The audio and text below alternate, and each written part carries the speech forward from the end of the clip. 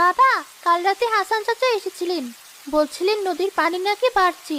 আমাদের এই পাড়াটা উঁচু বলে রক্ষা, না হলে এতক্ষণে ঘরে পানি ঢুকে যেত। গ্রামের নিচু পাড়ার মানুষগুলোর কি যে কষ্ট হচ্ছে, সৃষ্টিকর্তা তাদের সহায় হন।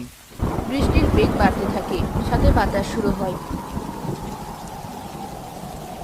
বৃষ্টি, ভেতরে আয় মা। দেখছিস না কেমন ঝড়ো হাওয়া হচ্ছে? ঝুড়িগুলো বারান্দা থেকে তুলে ঘরে রাখো। হ্যাঁ, তাই করি। যা দু চারটে ভালো ফল আছে সেগুলো যদি এই পানিতে ভেসে যায় তাহলে তার কিছুই থাকবে না।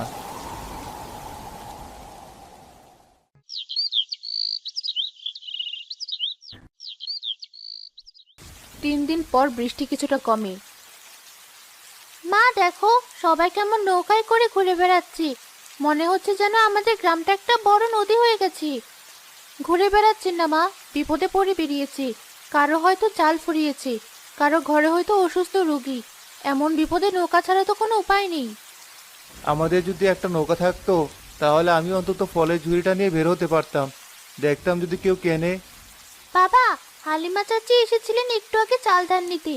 উনি বললেন হাসান চাচা নাকি সবাইকে বলেছেন যেহেতু হাট বাজার সব ডুবে গেছে তাই খালের পাশে সবাই নৌকায় করে বাজার বসাবে। যার যা আছে সে তাই বিক্রি করবে। নৌকার বাজার বলিস কি?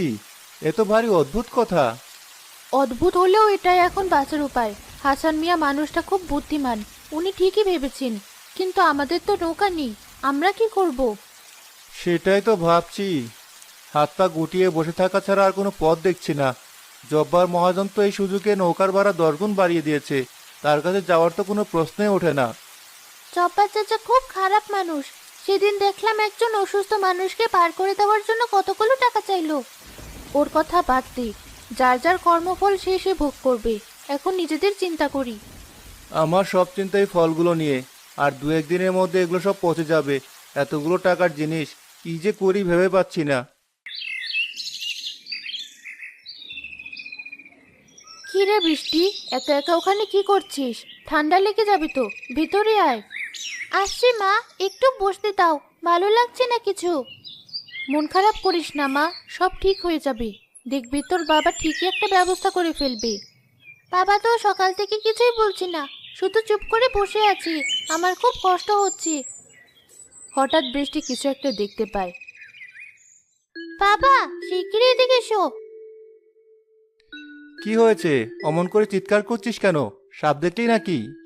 সাপ না, ওই দেখো, ওই যে পানির মধ্যে কি ভেসে আসছে দেখো। সবাই দেখে একটা তাল গাছের গুড়ি ঢেউয়ের তালে তাদের বাড়ির দিকে ভেসে আসছে। এটা একটা মরা